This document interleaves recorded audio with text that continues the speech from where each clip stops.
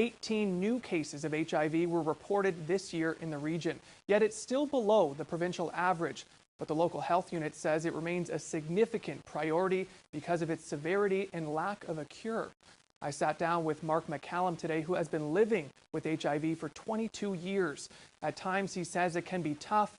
Maybe the most difficult, though, was telling his parents. My father, when I disclosed to my parents, the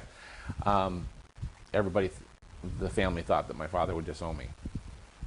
It was the exact opposite. He went out, he learned about it, and he educates everybody now. He tells people about it. How difficult is it to live with? Pretty difficult. The medications, everyone is different with medications. I'm on the third combination of medications since I've been on meds. I started meds in 2000 when I got sick. And the medications have multiple side effects. The most severe side effect that I have is called peripheral neuropathy, which is in my feet. Most of the time my feet are numb or they're burning, like they're on fire. Pins and needles,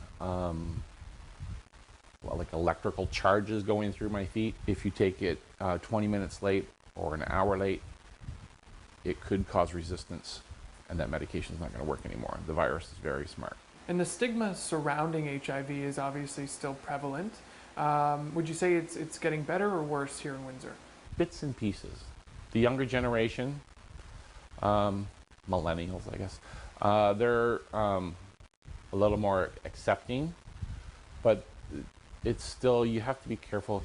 Like a lot of people are very careful who they disclose to, because it can affect many things. It can affect the job.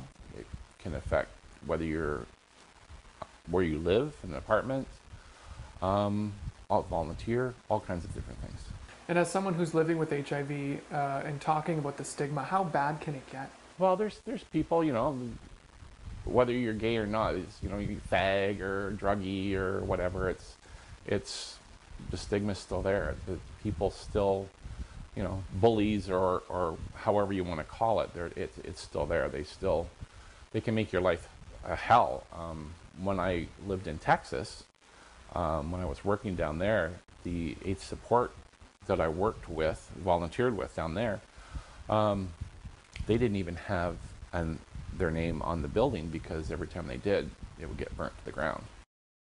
Now, McCallum says it will take an open mind in order to end the stigma associated with HIV. He says anyone can have it, no matter your age, race, gender, or sexual orientation. If you're ever unsure, McCallum says, get tested.